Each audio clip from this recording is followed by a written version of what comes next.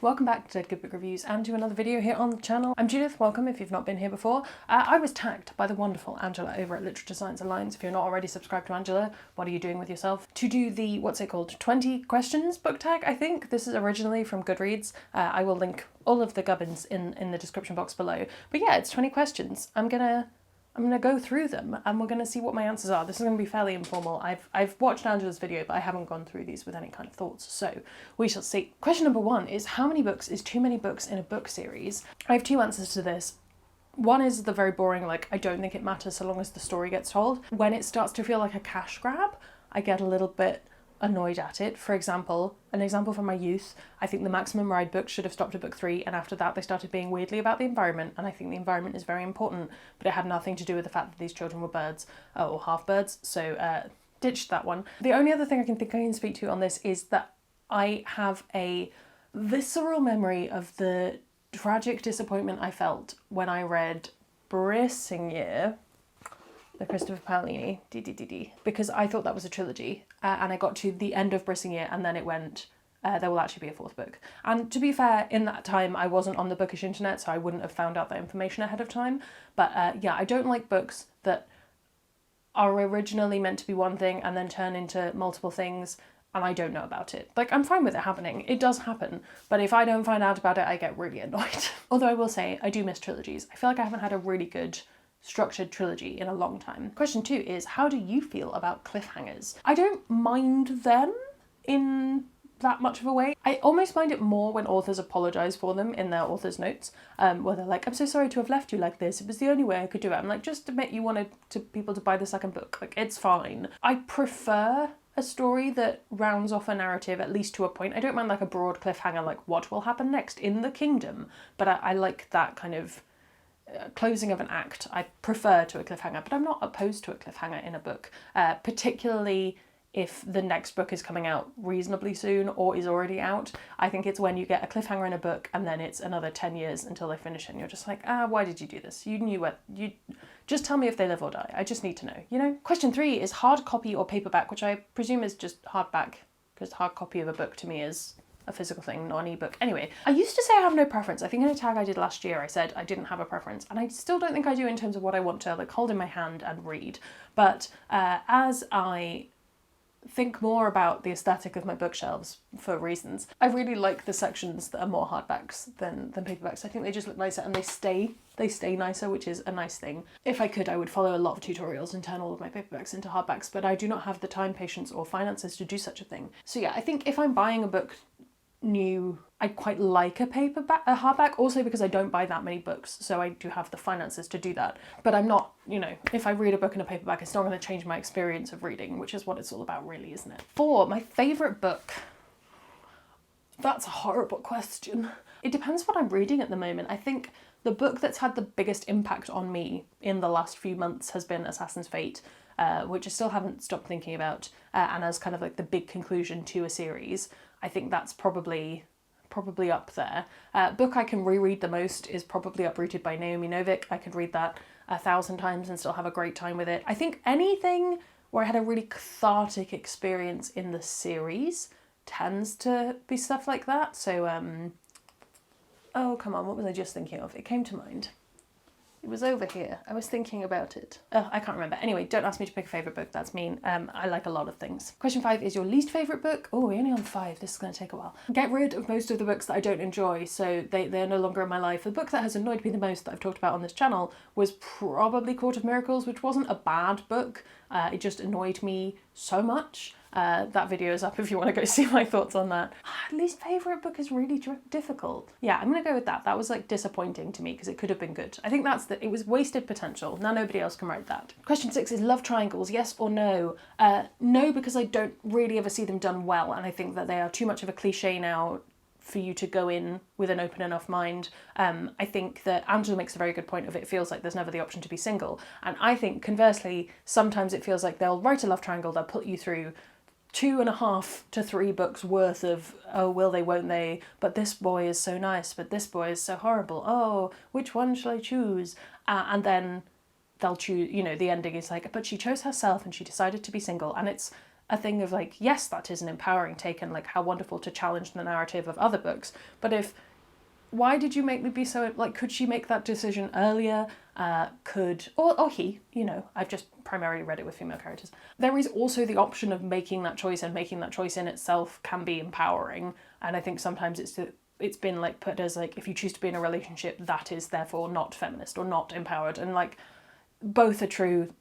Imagine such a thing as nuance. The most recent book you just couldn't finish is question 7. When was the last book I didn't finish? What did I DNF? Again, I really can't remember. I think it was We Ride the Storm. It just wasn't for me. I didn't enjoy the kind of main plot points of that, I think. Let's skim over that because I can't remember. A book you are currently reading, question 8. I'm currently reading 2 things. I'm reading The Chosen and the Beautiful by Nghi, which I'm absolutely loving. I have about 50 pages left of that. And I am 30 pages in, very at the start of The Jasmine Throne by Tasha Suri, and I'm very much enjoying that as well. It's a good time. Question 9 is the last book you've recommended to someone. I recommend a lot of stuff at you. I think the most recent one that I'm excited for other people to read, I think it's probably Master of Djinn, like generally speaking, because that's just out in the US. It's coming out in the UK very soon. I have a review going up for it. By the time you watch this, it might already be up. And yeah, I'm really excited for more people to read that one. That will be one that I'm yelling at people about. Mask of Mirrors is another one that I've been yelling at people about this year. Oldest book you've read by publication date. I've read Herodotus, The Histories. Does that count? That's ancient history. I read that cover to cover to prep for my degree. I did not need to do that. I very quickly decided I didn't want to do Greek history and switch straight to Roman. I think if we're talking like modern publication dates, it's probably Dickens or... trying to think further back than that. When's The Toyne published? Because I did read that. Newest book you've read, publication date. I've read a fair amount of stuff that's not coming out for a little while. I think currently The Jasmine Throne, which I'm currently reading, might be the furthest away in terms of publication, unless you count Master of Djinn, which I read for the US release date, but doesn't come out in the UK till August. Time travel. Question 12 is favourite author, and I was thinking about this the other day, and I have a few auto-buy authors, like V. Schwab. I buy everything that she writes. Not always because I love it, which is a weird one. So I didn't know if I wanted to bring up that. I've really enjoyed everything I've read from P. Djeli Clark. I really enjoy A.M. Macklemore. I really love Frances Harding. What else? Katherine Arden. I'll buy whatever she writes from now on because I love that series so much. That might be in my favourite books list, actually. Yeah, I think that probably covers my main bases of things I enjoy. Question 13 is buying books or borrowing books, and I do a little bit of a combo of both. I like to borrow, but I primarily like to borrow from other people because I happen to be friends with some very wonderful people who have rather extensive libraries.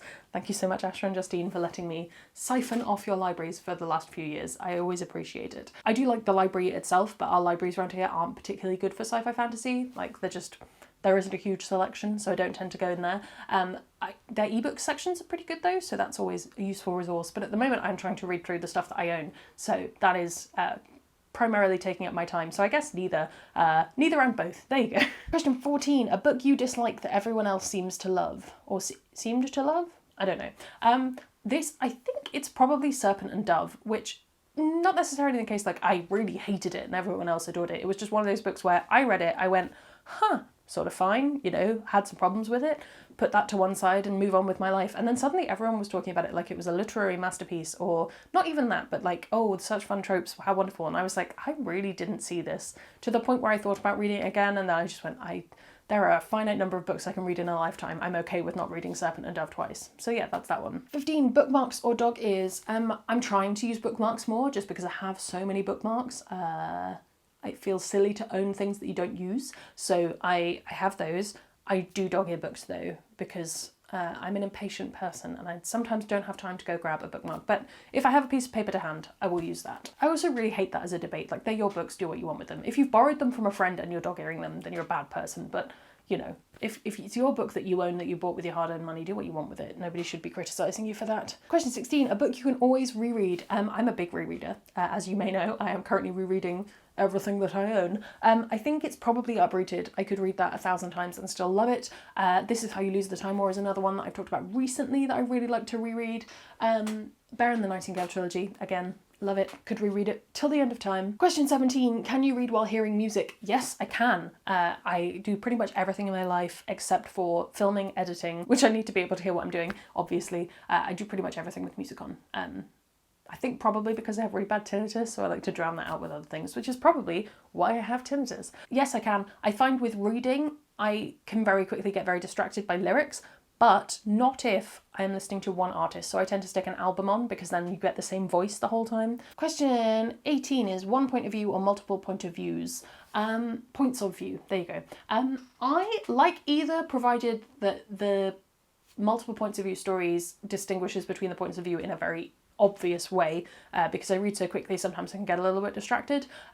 So either having this is now this person's chapter right at the start of the chapter, or doing that thing where you very quickly make it clear who it is by like the first line of the thing being like, Jeffrey was tired, you know. I think I prefer third person to first person writing, but that's just me. Question 19, do you read a book in one sitting or over multiple days? It completely depends on how good my brain is being at the time. At the moment I am in a multiple books over multiple days kind of phase, but obviously we're about to go into June where I attempt to read one book every single day for the entire month, and I can do that. It basically depends on how my brain is doing, and whether I want to pick up a book or whether I want to sort of flounce about doing nothing and everything all at once. The way my brain is at the moment, I can read a book in a day, I just have to intend to do it and kind of go in with that mindset. Whereas before, I think when my brain was a little bit more chilled out, I could just do that and that would just be what happened. Question 20 is who do you tag? So I'm going to tag Justine over at I Should Read That because I would like to hear her answers. And Amber at Books of Amber has probably already done this, I'm gonna say. But if you haven't, Amber, please do the thing. And also anyone else, if you would like to do this tag, feel free to say that I'm the one who tagged you, because I know sometimes that there can be this, oh, I have answers to these questions, but nobody has tagged me in it, so I can't do it. But this is your permission to do it. Do the thing. Go make the tag in whatever format you would like. Cool, this was fun. I hadn't done a tag video in a hot minute, so it's nice to sit down and do some questions. And these were, apart from the favourite books question, reasonably easy to answer.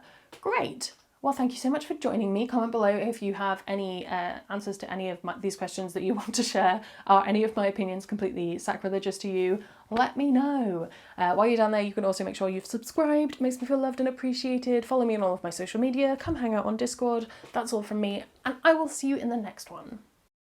It's gonna be some bloopers now. Welcome back to the...